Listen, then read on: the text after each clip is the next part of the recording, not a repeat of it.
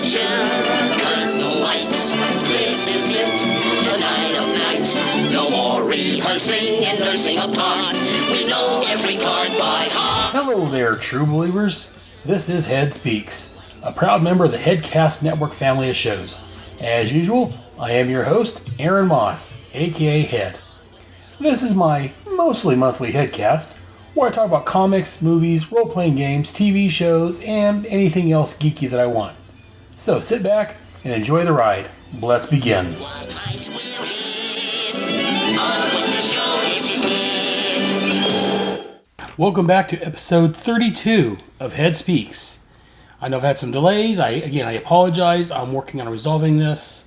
Let's move on with the show. First, we're going to go ahead and start with... Yo, Joe! Teenage Mutant Ninja Turtles! Who you gonna call?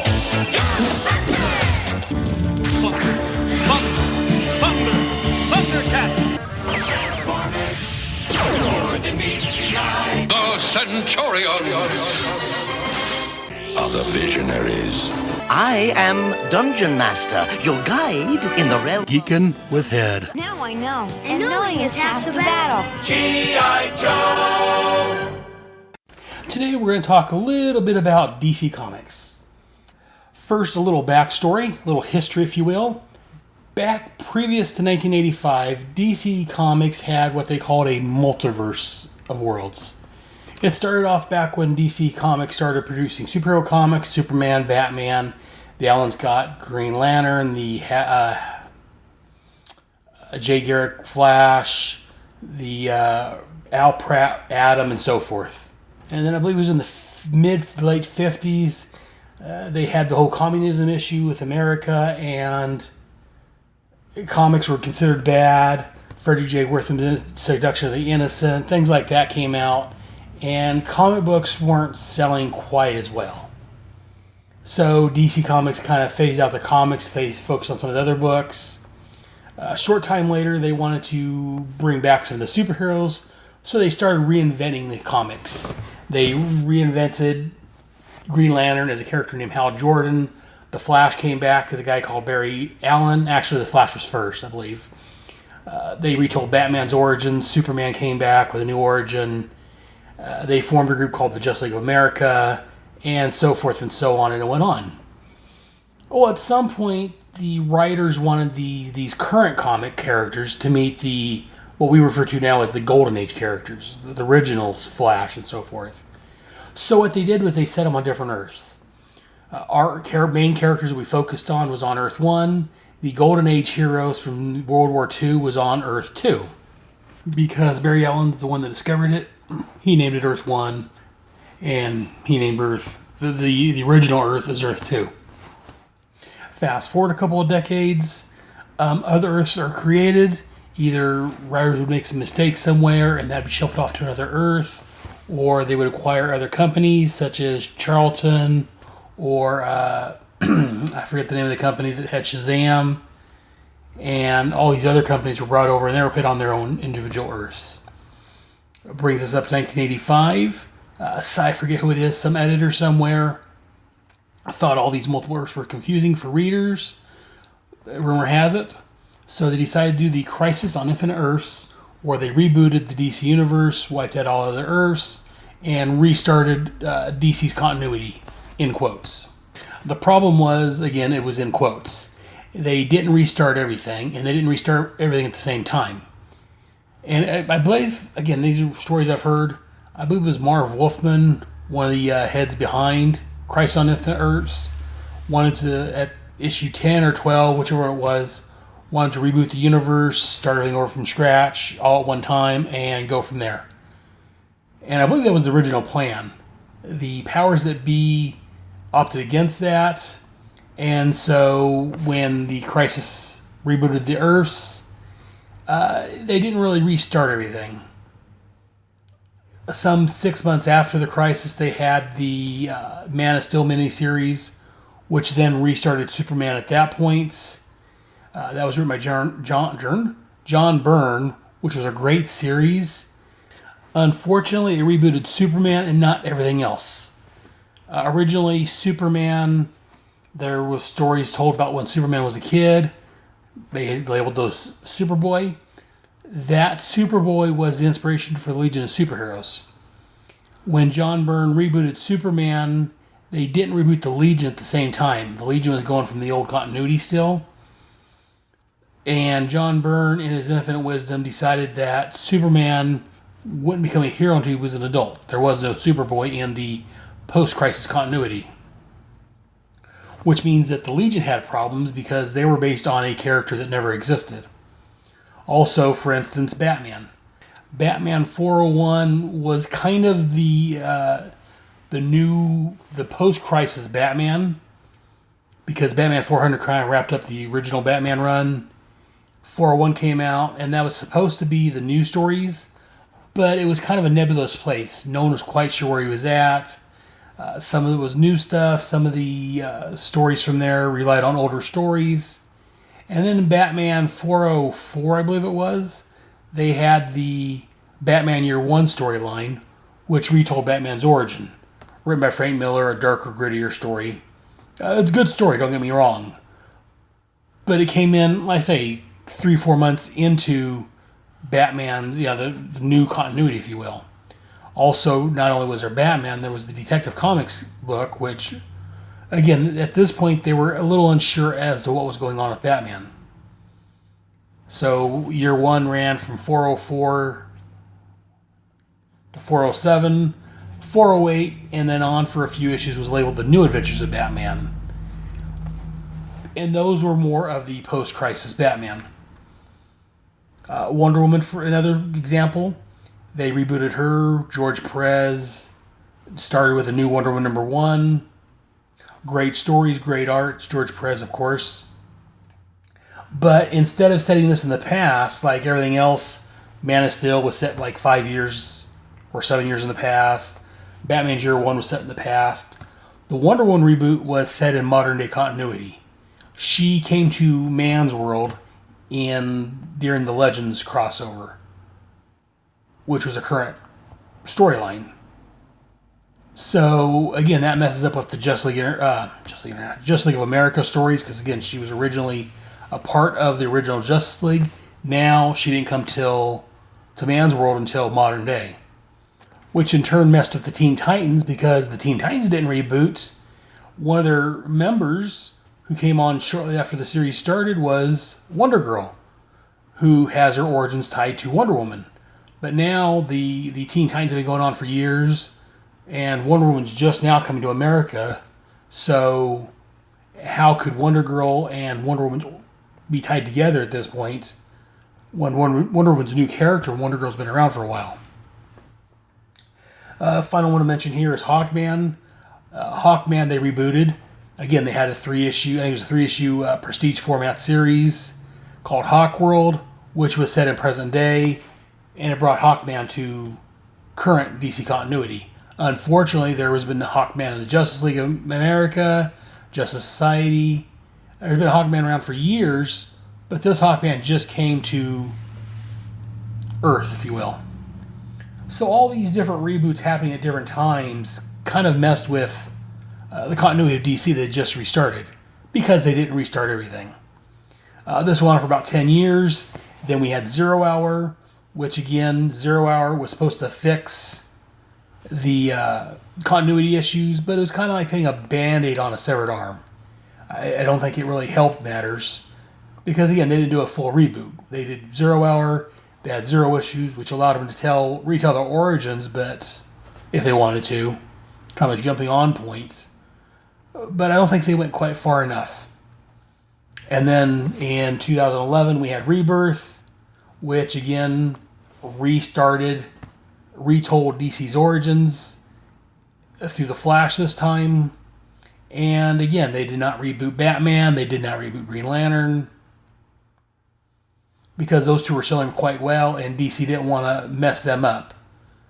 So again, in the New 52 universe, there was rumors about 5 Robins, and they said, oh no, Tim Drake was never a Robin, he was called Red Robin. But they wanted to keep all of Batman's continuity, so in 5 years, because that's how long the New 52 had been around supposedly when the story started telling again. In 5 years, Batman had gone through 4 Robins. I say 4 because I was trying to think if Stephanie Brown was Robin or not. Like she was in the 90s. She was Robin for about 5 seconds. But they just rebooted her, so I'm assuming not. So anyways, in 5 years, he went through 3 sidekicks, was on his 4th one. It doesn't work out too well. So anyway, so the point, that was all history getting caught up to current times for DC Comics. They recently had the Rebirth, which is, again, messing with continuity once again.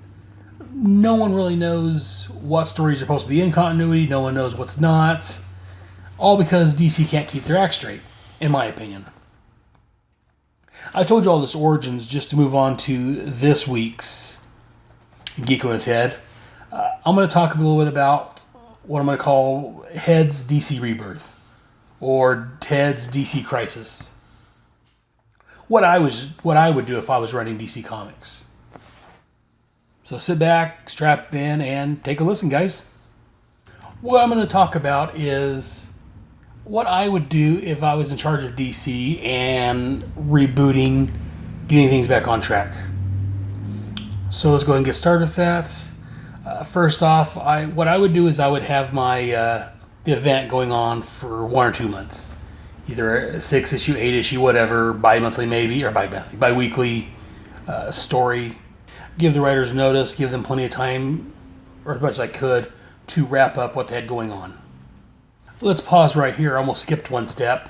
Before I actually got started with the whole Rebirth events, I would have character bibles written up. I would know all the backstories of all the main characters. Have everything. Basically have character bibles for each editorial office.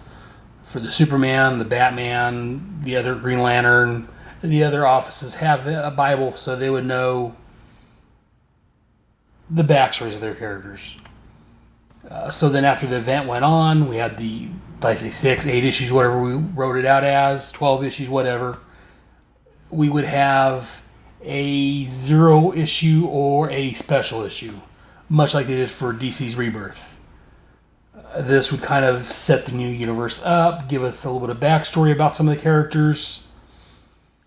It would be like probably an 80-page special or so. That would be the only book released that week. Then we would start out with month 1. This would be kind of like they did in the 0 Hour. This would be 0 issues. Retelling all the origins of all the ongoing books. Everything restarts from scratch. I don't care how popular you're going. I don't care if you're Batman or Green Lantern. I don't care if you're Superman going really strong. Everything restarts. The 0 issue would be your brief origin retelling, the setting up of your universe. Then the next month 2, we would jump ahead about 2 years in the universe. Again, as I said, we'd have Bibles with notes detailing the previous 2 years. We wouldn't be like after the New 52 and not quite sure what events happened, what events didn't happen. The Bible would lay it out. Again, it wouldn't be a full story, it'd be notes of what happened in the previous 2 years.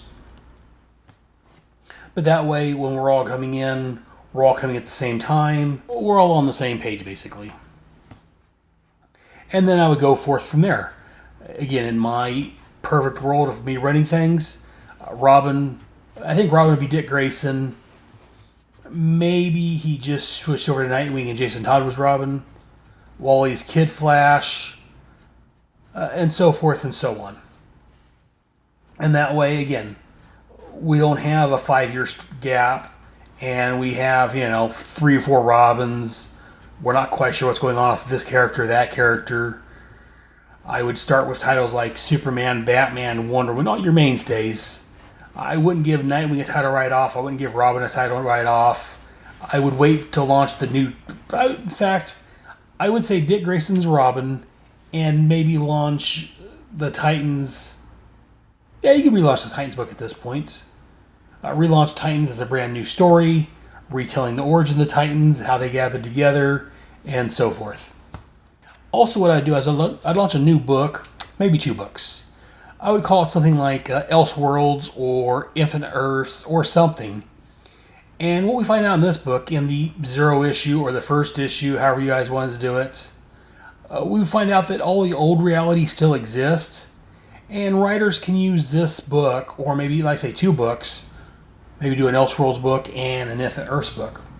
And they'd use these 2 books to tell stories set on other Earths. And that way, if someone has a good idea that, they wanted to use the pre-crisis Batman for, or the pre-crisis Superman, or any of these other older characters, you could tell them in this Elseworlds or this What If type book. Again, everything's not fully fledged out on this, because again, I'm not getting paid to do this. These are just my thoughts as a fan, and they're never going to listen to me, so I didn't go into much more detail than that. But that's how I would start out on it. Again, may get some flack not having books for a couple months while I'm doing the event or doing the 0 issue. But I think overall it'd be better. Again, that's been my biggest problem with Crisis and 0 Hour and New 52 and Rebirth, is that no one, especially as fans, we don't know for sure what's in continuity, what happened, which makes it kind of, I don't know. Again, I'm a big fan of continuity. I'm a big fan of... Again, to me, and as I've talked about this on my Facebook, I've talked about this on different Facebook posts with people, to me, these characters are more than just stories. I love the DC Universe. To me, these characters are like family. And that's one reason, which is an entirely different topic I'm just going to briefly mention here just for my story. But I get upset when they change like the race of a character or the gender of a character when they're changing it from comics to live action or animation or anything. Whenever they do any gender swaps or race swaps, just to be politically correct or whatever reason, it bothers me because, again, it's like, let's take Kid Flash over on the CW's Flash. When they rebooted Flash, when they brought Flash to the CW TV, they made Iris and her dad Joe black people instead of Caucasian as they normally are. They brought out Kid Flash. He's a young black kid. He's Iris's brother in the show. And in the comics, to kind of match things, they brought in a new Kid Flash because Wally hadn't been introduced yet. The old redhead Wally that I'm a fan of. They rebooted Wally West and they made him a young black kid. And to me, Wally West, the previous pre-New 52 Wally West, he was like a member of my family. I read the Flash book that he was in. It started back in 87. I started, around issue 12 or 15, somewhere around there. And I bought the back issues. And I read his entire 200 and some odd run. I started in like 88 or 89. And I read it until the series stopped in the early 2000s. To me, Wally West was a member of my family. And I feel that way about a lot of the characters I read. I mean, I have nothing against other races, but to me, when they changed Wally West to a black kid, it was like changing my brother or a cousin entire race. Again, I don't mind if they brought in a black Flash, but let's call him something else. Say maybe Iris had another cousin or somebody that was a black kid. Let's call him Henry. Henry West, that'll work. Henry West came along. They didn't want to bring in Wally right now. He became the new Kid Flash. I would have no problem with that. That would be cool. That'd be diverse. That would be interesting. But again, I'm getting off topic here, I think. I'm going to a different topic, which I'll talk about another time. I think I've talked a little about this in the past. I'll talk about it more again. But to me, these characters are like family. That's where I was going with this. Sorry about the little divergent there. So, to me, I like to know their origins, their backstory. I like to know, and I say, if you're going to reboot their origin, that's fine. Like I said, if you want to, problems of the universe, whatever, stop. Let's tell their origin. Let's get everything straight. But I hate not knowing. That's really wrong. I don't mind not knowing if that's part of the mystery, if that's part of the story. But I hate not knowing because editorial doesn't know what they're doing. That really bothers me. So that's why I spent the last almost 20 minutes talking about Head's DC Rebirth. Actually, I guess it's more like 10 minutes, because I spent about 10 minutes giving origins. But anyways, that is Head's DC Rebirth. That's what I would do if I was in charge of DC Comics. If you guys are interested in hearing more about my thoughts on that, let me know. Feel free to write in. Again, write into head@headspeaks.com and let me know what you guys think. What are your guys' thoughts on that? Do you guys like the way DC's been handling these things? Do you think my idea is a good idea? Do you have your own ideas? I would love to hear from you guys. Write in and let me know. But that'll do it for this episode of Geeking with Head. Hold still, we'll be right back with you. Head Speaks will be back after these important messages.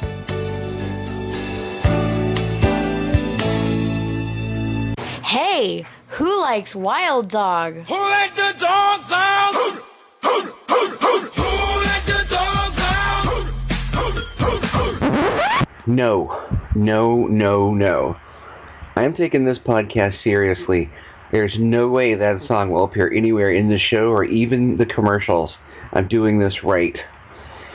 I'm FKA Jason of the Silver and Gold podcast. On September 17th, 2016, a new show will be appearing on the S&G feed. Wild Pod, a Wild Dog podcast, is a miniseries covering the DC Comics character that is sort of their answer to the Punisher, Wild Dog. I'll be covering the original 4-issue miniseries, the 1989 special, and various other appearances of Wild Dog. Watch for it at sngpod.com or the Silver and Gold feed on iTunes and Stitcher. Vance, why do we even own that CD? You ain't nothing but a hound dog. Been snooping on my door. You ain't nothing but a hound dog. Been snooping on my door. You can wag your tail, but I ain't gonna feed you no more. After a long day of criminal activity, there's nothing I like better than to sit down and listen to the old radio. Wait a minute, that's not a radio, it's... Plastic Man! Plastic Man! Plastic Man!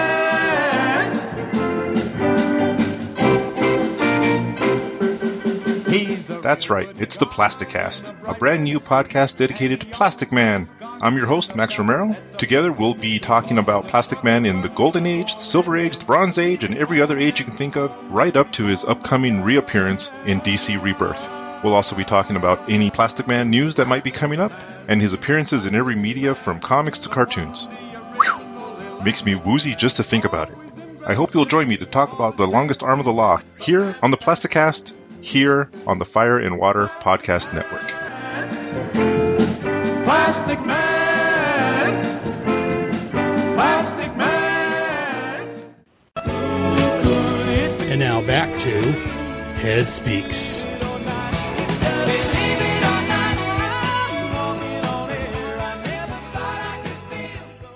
And now it's time for...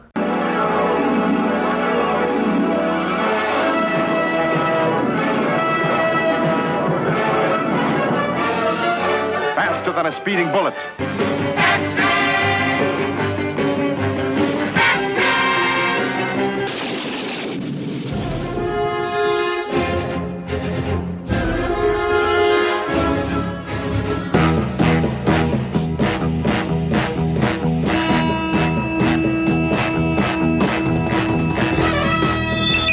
In the great hall of the Justice League, Spider-Man and his amazing friends. the Justice League of America versus the Legion of Doom. This is What's in Head's Longbox? Dedicated to truth, justice, and peace for all mankind. The world's greatest super friends. This month, I continue my coverage of The Atom. Superhero scientist Ray Pullman, trapped at 6 inches tall in the Amazon rainforest. The Sword of the Atom. As I've been doing, I'm going to continue to cover The Atom. This time, instead of a Sword of the Atom series or special or anything, he showed up in a little event over at DC Comics called The Crisis on Infinite Earths. You may have heard that if you've been listening to my show today. I talked about the Crisis earlier. Information on the Crisis itself. Crisis on Infinite Earths was a 12-issue maxi series. Issue 1 came out in April of 1985. That was the cover date. It was on sale January the 3rd of 1985. And the final issue had a cover date of March of 86, and it was released on December the 5th of 1985. The writer for the series was Marv Wolfman, the penciler George Perez, inker Jerry Ordway, letterer John Costanza, the colorist was Anthony Tolan, and Carl Galford did issue 10. The Crisis on Infinite Earths was reprinted in the Crisis on Infinite Earths hardcover in 1999, the Crisis on Infinite Earths trade paperback in 2001, and the Crisis on Infinite Earths, the Absolute Edition hardcover, 2006. And from what I've heard, the Absolute Edition is beautiful. Don't have it, haven't seen it, but I've heard. So anyways, a quick overview of the Crisis. Again, I briefly talked about the Crisis earlier in my podcast, so I'm just going to give you a little more background on it.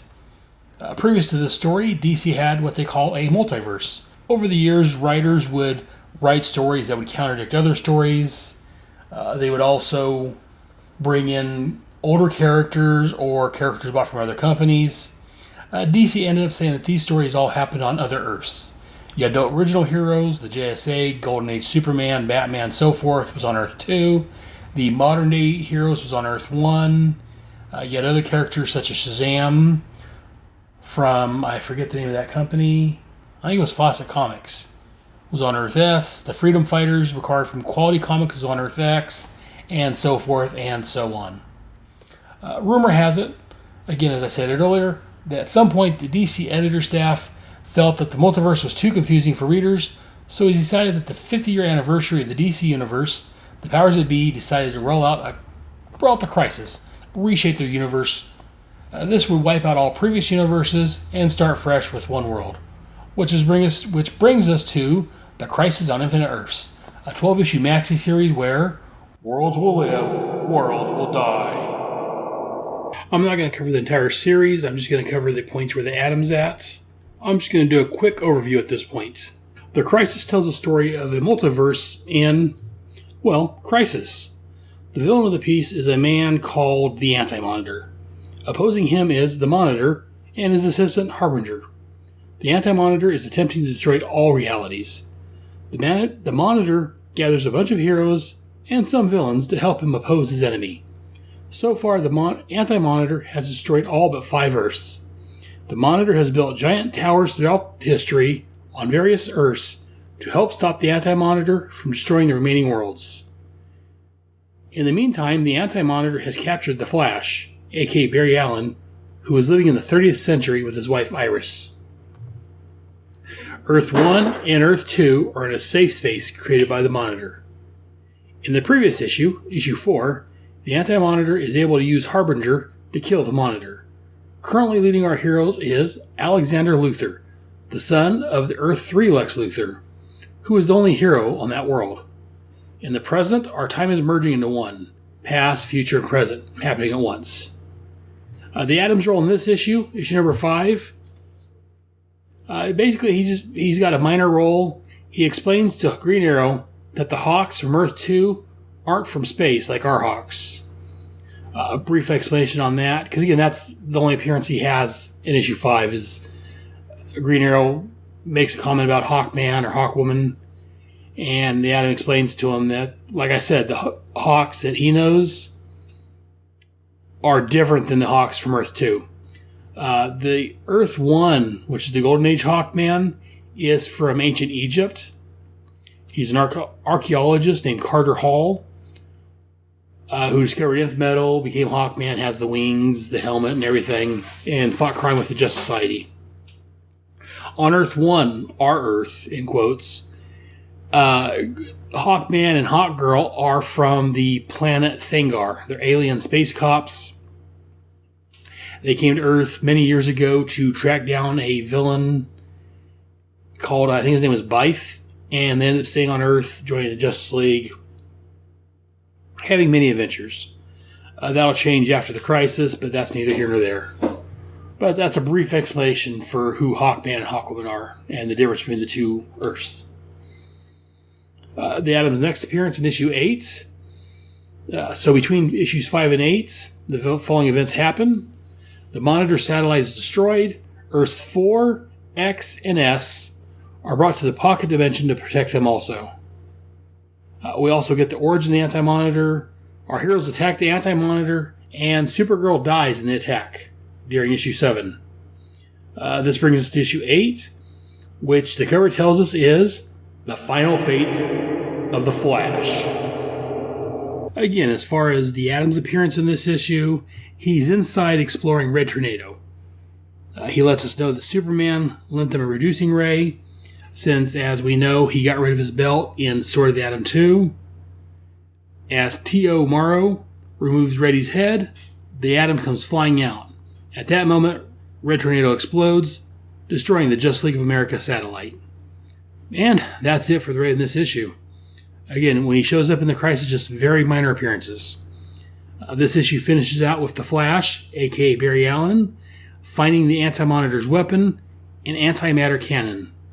Barry chases the tachyon particle, which powers the weapon until he catches it.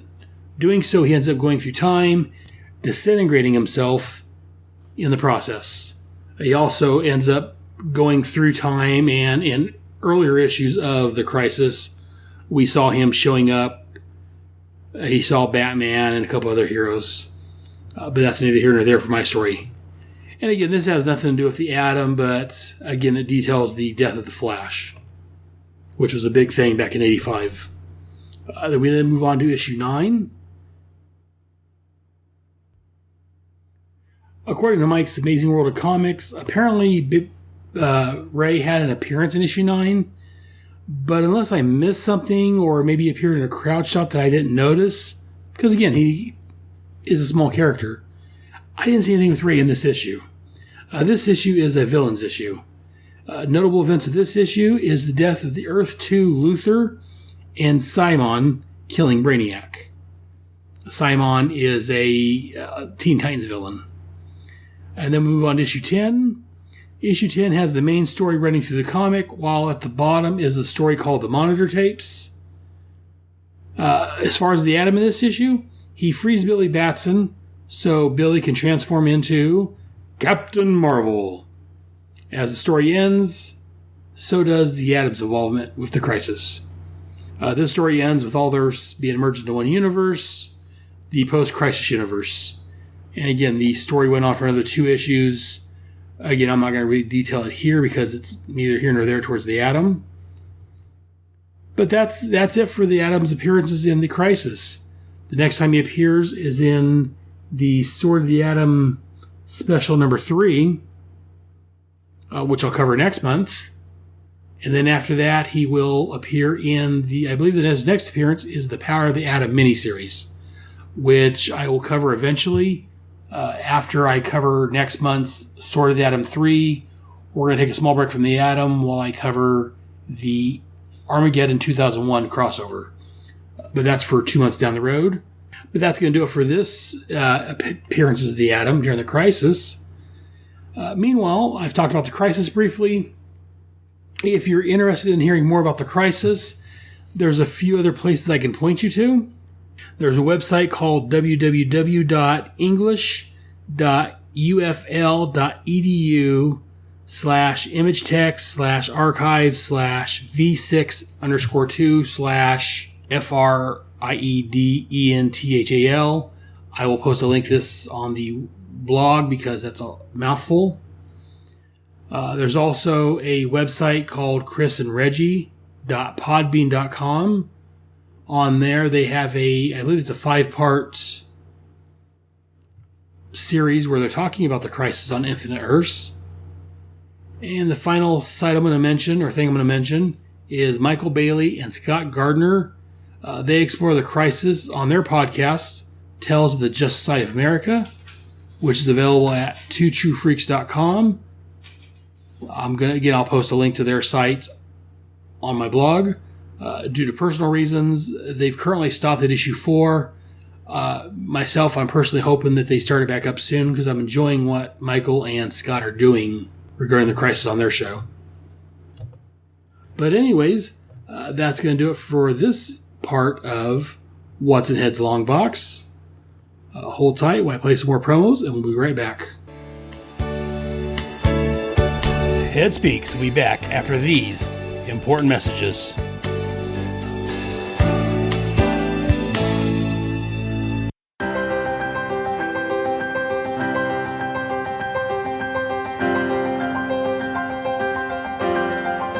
you know the story of Kal-El. Heck, you know Superman's origins. Rocket to Earth from a dying planet, grew up in Smallville, and so on. But you don't know the full story. Come, join your hosts, Pat Sampson, Matt Moore, and Aaron Moss, as they and you witness the history of a historic character. And there may be a surprise or two along the way. The Krypton Podcast, part of the DC TV Podcast Network, available on Apple Podcasts, Stitcher, or wherever you download podcasts. Also at KryptonPodcast.com. Come, listen, enjoy.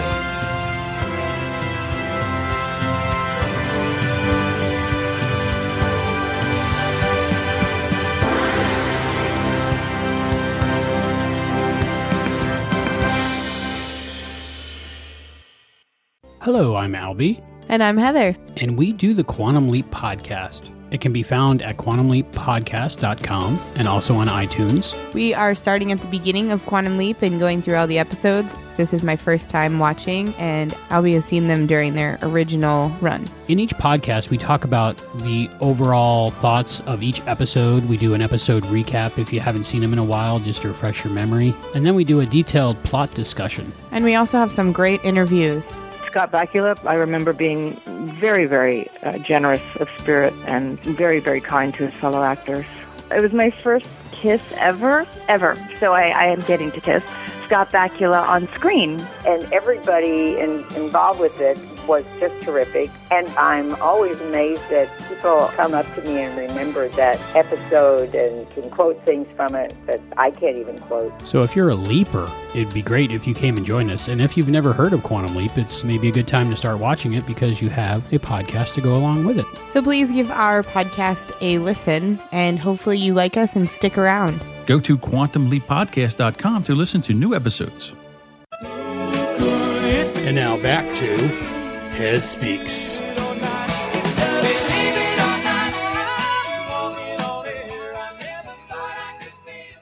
And now it's time for...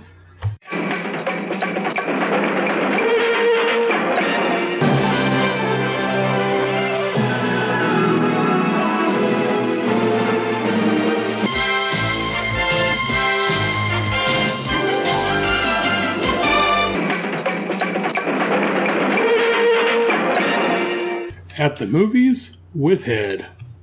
Today, at the Movies with Head, we're going to talk a little bit about Spider-Man Homecoming. Again, this isn't a full-blown discussion. This isn't just my brief initial thoughts on it. I saw it with my son right after it first came out. I've been planning on talking about it, but just due to delays, I'm just now getting to it. So let's go and talk a little bit about Spider-Man Homecoming. First off, let me warn you that yes, this will contain spoilers for a movie that's I don't even think that's a theater anymore. So this will contain spoilers for Spider-Man Homecoming. Spider-Man Homecoming, in case you lived under a rock and don't know, is the third reboot of the Spider-Man universe in the last decade or two. We started with the Tobey Maguire Spider-Man. He had 3 movies. I enjoyed the first 2. The third one it wasn't horrible, but it did have a whole lot of problems. And then they rebooted it with the Andrew Garfield Spider-Man. There was 2 of those, the Amazing Spider-Mans. Amazing Spider-Man gets a lot of hate, a lot of knocks. You know what? The heck with them. I enjoyed the Andrew Garfield Spider-Mans. I didn't care for Andrew Garfield's portrayal of Peter Parker. I thought his Spider-Man was spot on. Much like with the Tobey Maguire Spider-Man, I enjoyed his Peter Parker. Wasn't a big fan of his Spider-Man. It was okay for the time, but I think Andrew Garfield's Spider-Man was much better. We move on to Captain America Civil War, or as I call it, Avengers 3 Civil War. Because honestly, it was more of an Avengers movie than a Captain America movie. That's when Spider-Man first showed up in the rebooted universe, which led into Spider-Man Homecoming. Let's go ahead and say it right off the bat. Let me go ahead and skip to the punchline. I enjoyed Spider-Man Homecoming. It had its problems, which I'll get into in just a minute here. But as far as Tom Holland as Spider-Man / Peter Parker, I think he pulled off both. Like I just said, I enjoyed Tobey Maguire's Peter Parker. I enjoyed Andrew Garfield's Spider-Man. I think that this Tom Holland kid, I'm calling him a kid. He's in his early 20s. I'm 47, so I'm allowed to call him a kid. I think he pulled off both Peter Parker and Spider-Man. He had Peter Parker's dorkiness, his geekiness, and he had the Spider-Man, the quips, the humor, what makes Spider-Man Spider-Man. And again, as I said, overall, I enjoyed Homecoming. Was it perfect? No. There were a lot of problems, which I'll get into in a minute. But before I get to the problems, let me go ahead and praise what I thought was really good on it. As far as Spider-Man Homecoming, as I said, I thought that Tom Holland did a fantastic job as Spider-Man. I enjoyed his costume for the most part. I loved the way his eyes would move. I thought the black bands around the arms and I think around the legs was a bit much, a little too busy. Otherwise, it was a good costume. I really liked that. I liked the fact that Iron Man did show up in it. And I was pleasantly surprised that Iron Man, because the promos, the posters, everything about leading up to it led me to believe that Iron Man was going to have a bigger part. And I'll get to that in the negatives in just a minute. But when I actually watched it, he actually had a place in it. And I don't think they overused him. I thought he did a really good job. Again, I love Tony Stark in the Marvel Universe. I think that Robert Downey Jr., he is Tony Stark. I mean, much like Tony, he's had a alcohol addiction problem in the past. He's overcome it and rebuilt himself. Because I know back in the 80s, Robert Downey Jr. was a big star in the 80s. He had some alcohol addiction. He had some other issues. He overcame it, and he's brought himself back up and became a great actor. Much like Tony Stark had his alcohol issues. That was handled in the Iron Man movies, which I'm not going to talk about right now. Back to Spider-Man. What else did I like about that? Well, the main villain in the movie was the Vulture, played by previous Batman, previous Birdman. So I was in that movie. Michael Keaton. I thought Michael Keaton made a pretty darn good Vulture. They did modify him and update him in quotes for a modern age. But I thought they did a really good job with Michael Keaton as the Vulture. He pulled it off really good. Another thing I really liked in here was Donald Glover played Aaron. Oh, I'm sorry, my mind's blanking out. But he was in the comics.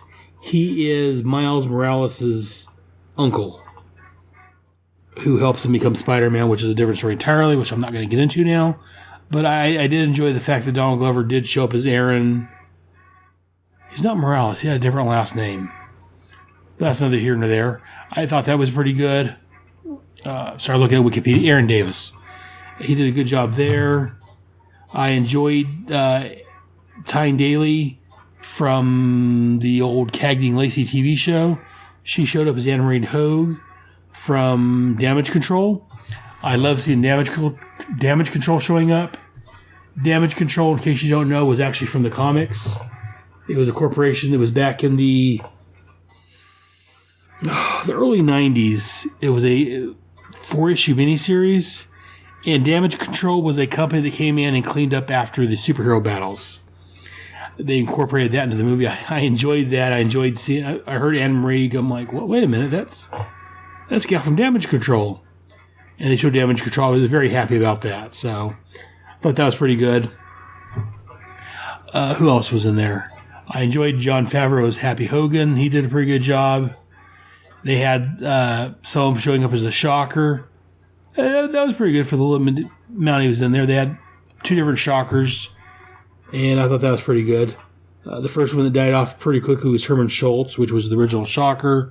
I don't like the fact that they killed him off so quickly, but he was just a minor character in here. I like Herman Schultz as the Shocker. His costume in the comics, it's kind of corny almost. It's a quilted suit, basically. And they did make references to it in the movie. Definitely check it out. I enjoyed that.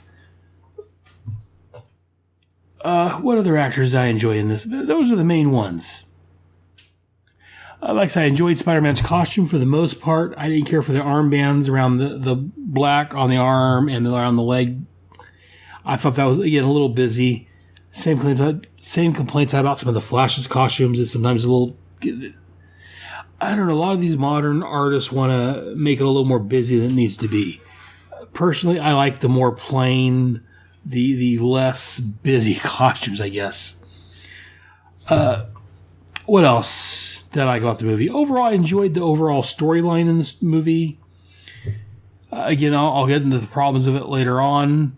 But the overall story... Basically, Adrian Toomes, a.k.a. the Vulture, getting upset that Damage Control came over and took over what his business was trying to do. And so he used parts that he found from the battles and formed his Vulture costume. Again, I like the modern update on the Vulture costume. Would I rather have seen the wings and the green costume much like you have in the comic? Yes, I would. I'm a purist like that. But I do understand, I'm intelligent enough to realize that that's not going to go over as well with a modern audience. They don't want to see the Vulture wings. They want to see something that's more, again, in quotes, realistic. Really? So I liked what they did with it. Another character that showed up briefly was Max Gargan, who in the comics becomes a villain known as the Scorpion. In here, he wasn't quite the Scorpion yet, but he did have a Scorpion tattoo on his neck, a reference to that. So I do like that, which to me is a reference that maybe he will show up eventually as the Scorpion. What did I not like about the movie? Well, where do we start? Let's go ahead and take a look at the characters they had in the movie. One of my biggest issues with this movie was Zendaya. Zendaya is from, I believe, the Disney Channel. Yep. My daughter watches, what is that, Casey Undercover. It's a TV show where she's a spy. In there, she's a beautiful young lady. She's a singer in real life. She does some singing. My daughter listens to her songs. In this movie, she was a character called Michelle Jones, who was, they uglied her up. They made her look really scrubby and very plain looking, homely. Her character in this movie, she was the type of character that she was the outsider. She tried not to belong to anything. She joined the debate team, but I don't know, just her character. She would show up at the homecoming dance. Well, I don't like the homecoming dance because I don't like what it stands for, but I'm here anyways. Screw you. She showed up at the Washington Monument, or one of the couple places in Washington. This was built with slaves. What you guys liking this place for? It's built by slaves.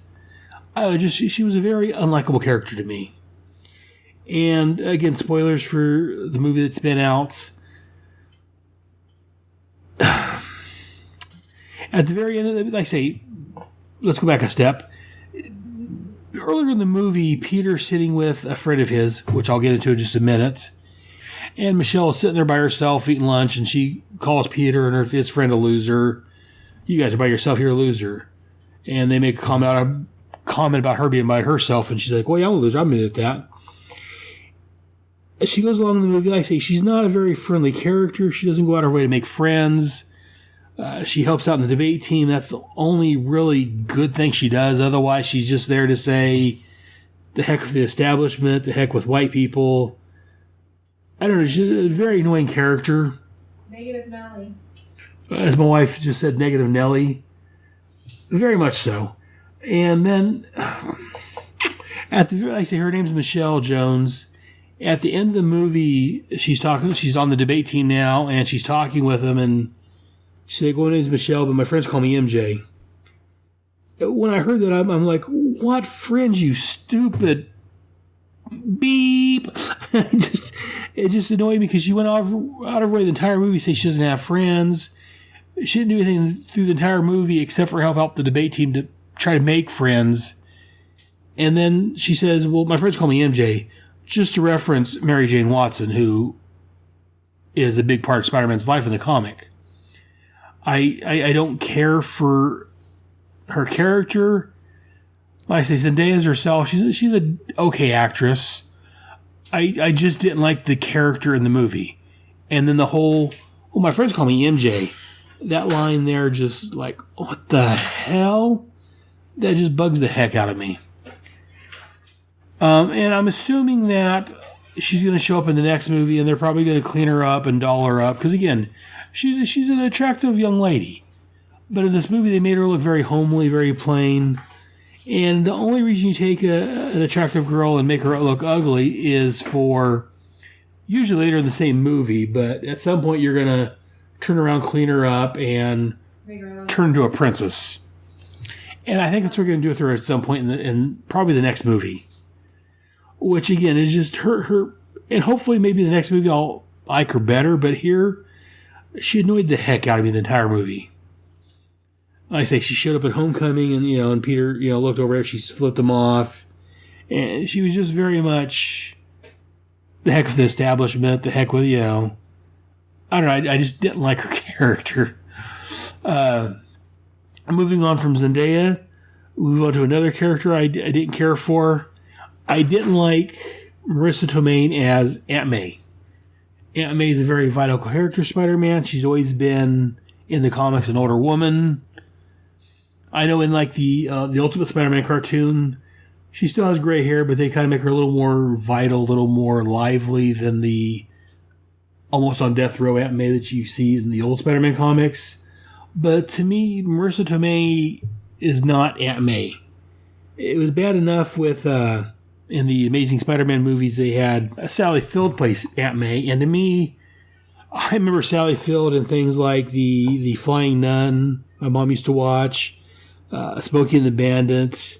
So to me, even Sally Field was too young to be Aunt May. But now to play Marissa Tomei, who, again, I know her from My Cousin Vinny and a lot of other movies, she's way too young and way too attractive to be Aunt May. In fact, it wouldn't be quite so, I still wouldn't like it, but it wouldn't be quite so bad, but too many people in the movie made a reference to her being hot. Which, again, that's not Aunt May. I don't mind her being a little younger, not quite on death's bed, the edge of death. But she shouldn't be some younger, attractive young woman. I know Marissa Tomei's not young per se, but she's younger than Aunt May should be, in my opinion. I just figured that out, why they did that. Why is that, honey? Because Aunt May, more than likely, she would have been great Aunt May for Peter, because Peter's young and in high school. His parents would be your age. So his aunt is going to be your age.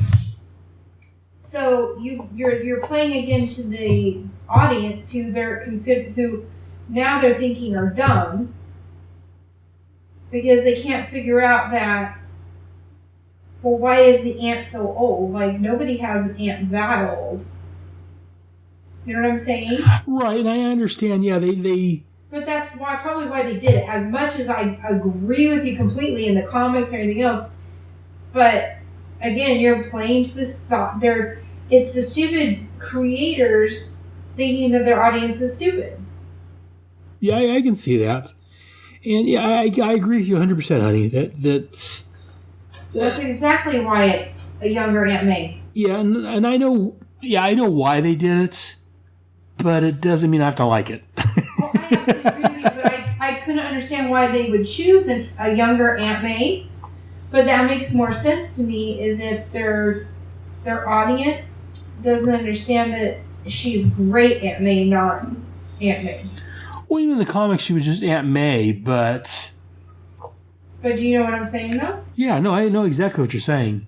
But yeah, she was Aunt May in the comic, and even when he first started, I mean, his again, there was that age, and again, we'll use our own life for an example. I mean, I've got a 24-year-old son, and I've got a 2-year-old son. So there's quite a bit. I mean, so it could be something like that where there's a bit of an age difference.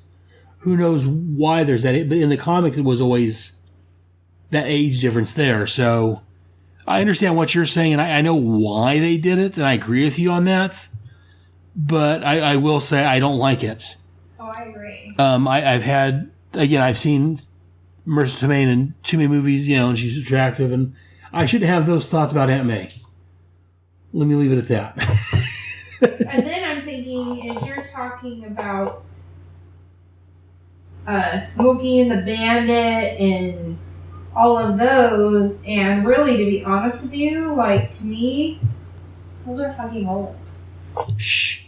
So I'm old, so. Yeah, but Sally Field is older, so right, but she old Aunt May. She just looks young.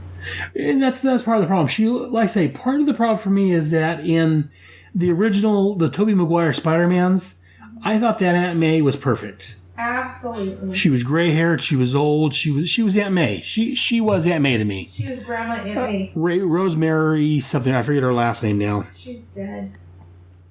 But I didn't like Sally Field as Aunt May because, again, Sally Field's a great actress. Don't get me wrong.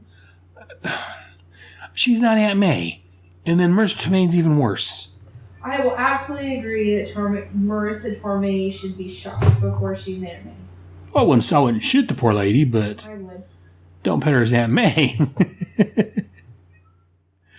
So those are the couple of the main characters I had problems with. The other character I had problems with was Peter's best friend. I'm doing this in air quotes, Ned Leeds. In the comics, Ned was married to Betty Brant. Betty and Peter dated in high school a little bit, if I'm not mistaken. Ned was a white guy. I think he was a bit older than Peter. A slender guy. At one fact, around the time he died, there was a Spider-Man Wolverine special issue that came out, and they tried to say that Ned Leeds was the Hobgoblin, which was a supervillain. In this movie, Ned was a overweight Hispanic. He was. I'm not quite sure his ethnicity. I'm terrible at judging things like that, but he wasn't a white kid. In fact, to me, Ned Leeds, again in quotes, in the Spider-Man Homecoming movie, looked more like Genki, which was Miles Morales' friend in the Ultimate Universe. And again, I am a bit of a purist. I would have rather keep Genki with Miles, but if you're going to have an overweight ethnic kid being Peter's best friend, then by God, call him Genki. That's who he looks like. Just calling him Ned just bugged the heck out of me. Another thing that bugged the heck out of me that I really didn't like was the kid playing Flash Thompson. Again, Flash Thompson always in the comic. He was the tall, blonde, athletic jock. He wasn't always physically violent to Peter. It was a lot of verbal, Puny Parker and pushing Peter around. In Spider-Man Homecoming, he was a young, small, skinny, again, ethnic kid. I don't know what his ethnicity was. Indian maybe or something like that. But he wasn't Flash Thompson. He wasn't, again, to me, Flash Thompson is the big school bully. Growing up, again, I've seen my share of bullies. This kid here, I wouldn't have been scared of him. I would have kicked his butt myself. And this is coming from someone that was a geek in high school that, and growing up, that, was always picked on. I wouldn't have been scared. This is not Flash Thompson. And again, I hate when they change the race of a character just for status quo. For status quo or for political agendas or whatever you want to call it. Again, if you're going to change the race of a character, if you're going to change the character so much that he doesn't look like the character, then by God, change his name. Instead of calling him Flash Thompson, call him, I don't know, Speedy McGee or something. I don't know. anything else besides Flash Thompson, because this was not Flash Thompson. They haven't had a great Flash Thompson yet, but this, in my opinion, was the worst of all the Flash Thompsons we've had. I don't know, and I've commented before about, I hate when they change the race of a character just to do it for diversity. I've had that conversation with you guys before, so I'm not going to go into that, but I really dislike this Flash Thompson. In fact, he borderline almost ruined the movie for me, so much I didn't like him. And like I say, in the comics, they would call him Puny Parker. Here they call him Penis Parker or something like that, which I thought was unneeded.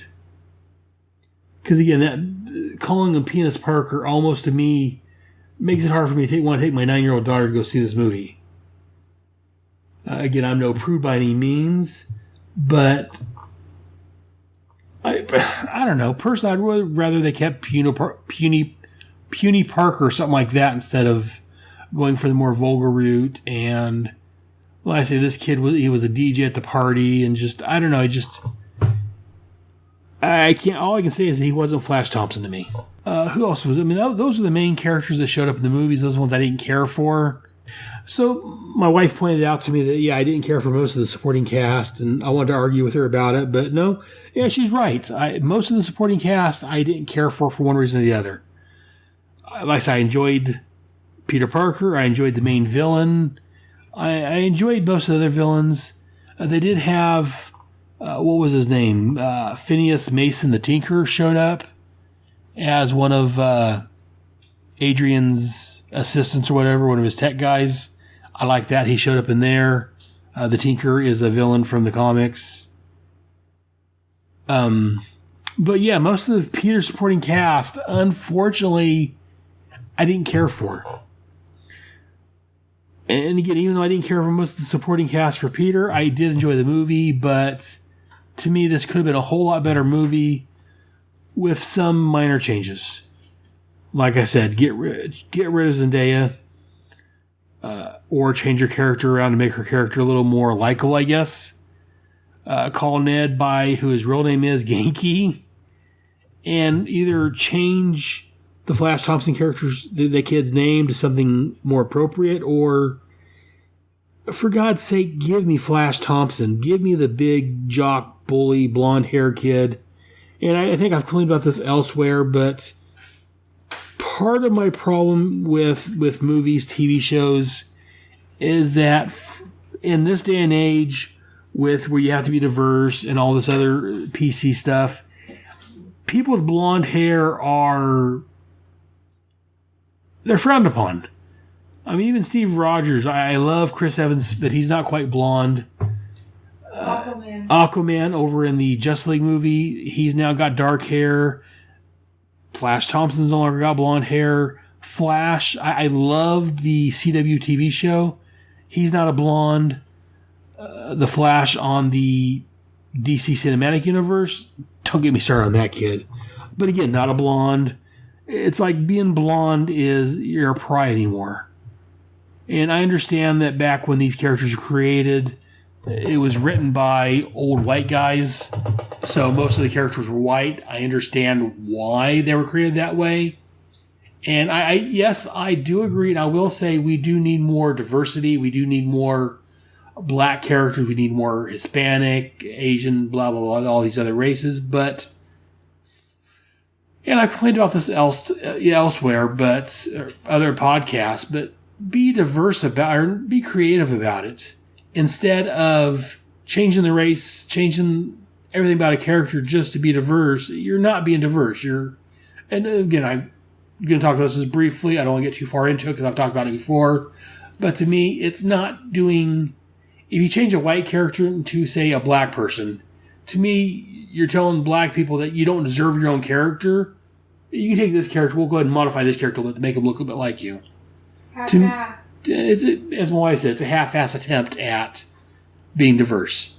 It's being diverse, yes, but it's not being creative, and it's not giving them a chance to be creative.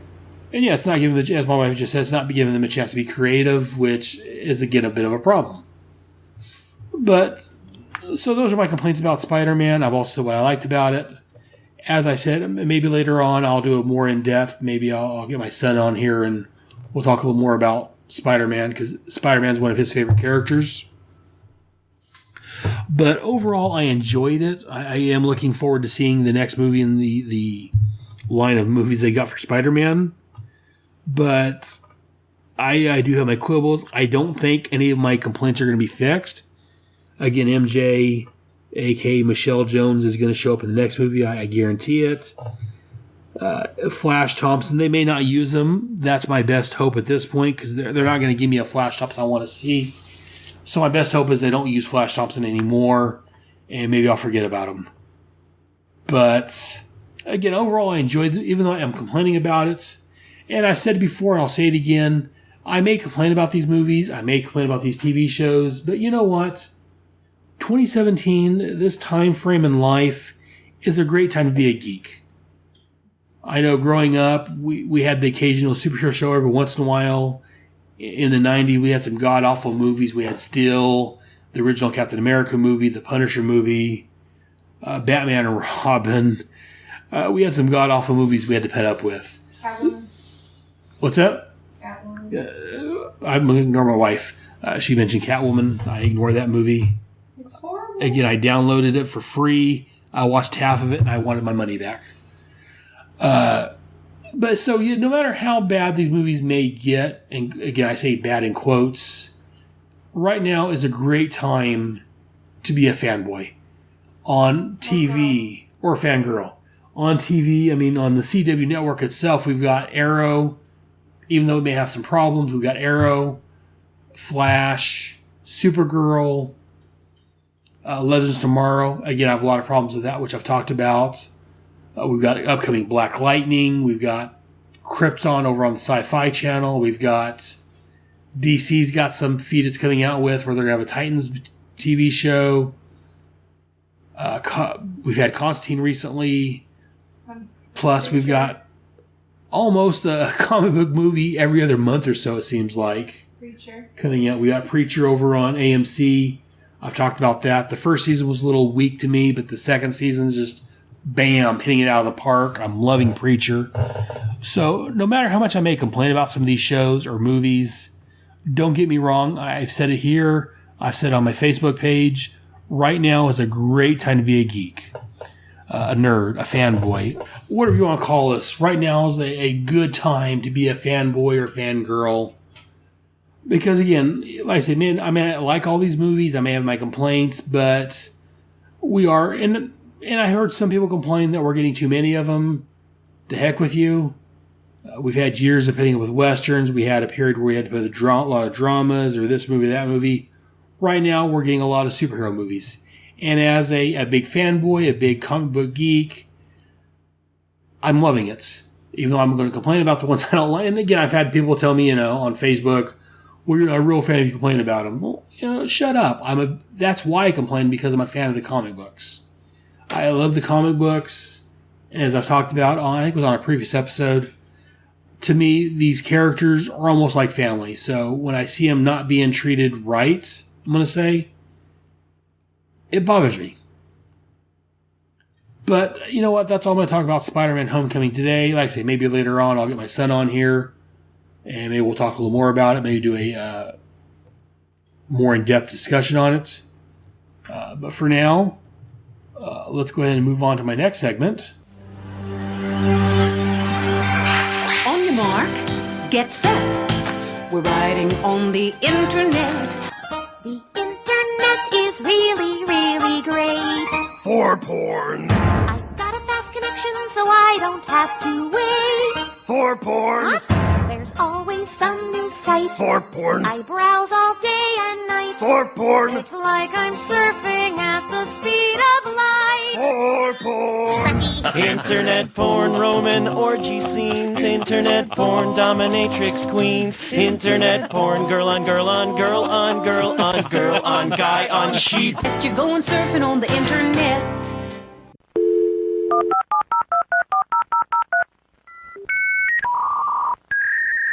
Where is Head going?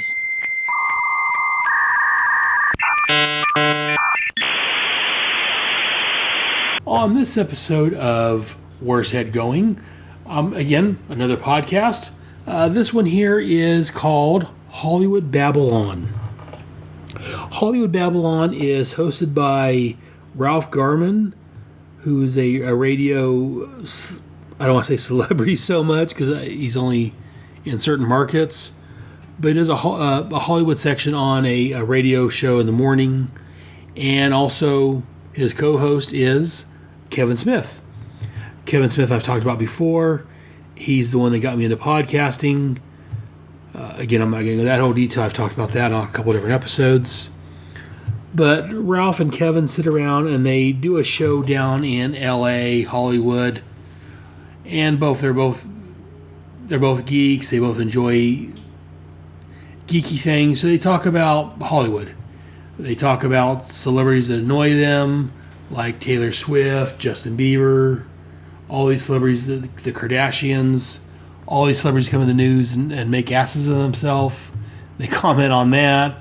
They have a geek section where they talk about geek news, movies that are coming out, things that they're looking forward to. Again, it's an adult show. It's not meant for young children. They do use foul language. But again, it's very funny. Kevin's usually getting high. Ralph's usually drinking. It's a good time to be had by all. If I had the money and the time, I'd go down and actually catch one of their shows live. Maybe at some point in my life, but right now I'm content to listening to them talk about Hollywood on Hollywood Babylon. But again, definitely check out Hollywood Babylon. It's a semi-weekly show. Again, with Kevin doing movies, he's directing some episodes of Flash.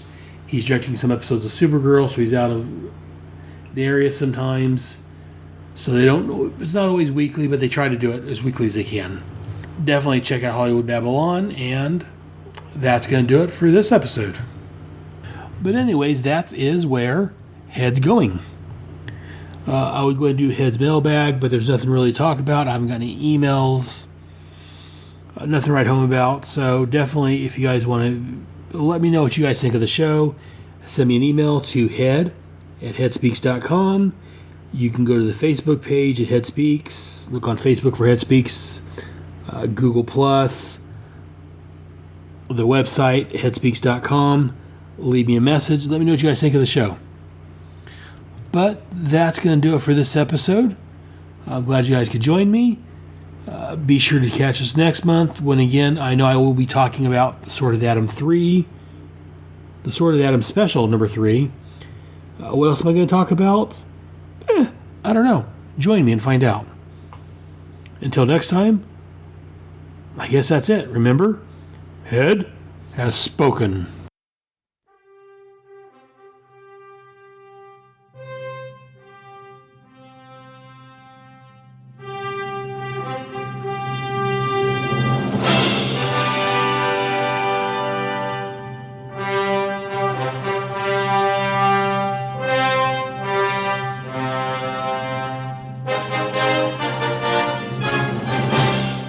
Thank you for listening to another fantastic episode of Head Speaks. Hope you enjoyed it. If so, let me know. Drop me an email to head@headspeaks.com or visit our home at head.headspeaks.com. You can also visit and talk with me on Facebook and Google+, both under Head Speaks. You can also send an MP3 file with your thoughts and I can play that on the air. And you can also get more of me on my other podcasts. Be sure to listen to Task Force X, where monthly I look at John Ossinger's Suicide Squad and Paul Kuppenberg's Checkmate comics from the 80s and early 90s. Also, over on G.I. Joe, a Real American Headcast, my podcasting friends Ryan Daly and Kyle Benning, along with myself, are looking at all of the G.I. Joe, a Real American Hero comics, and related titles from Marvel and IDW. All of my headcasts are available on iTunes and Stitcher, along with the respective blogs and my main page at headspeaks.com. All comments, thoughts, and opinions expressed on Head Speaks are owned wholly by the speaker of said comments and do not express the opinions of Head Speaks, unless, of course, I'm the one making the comments.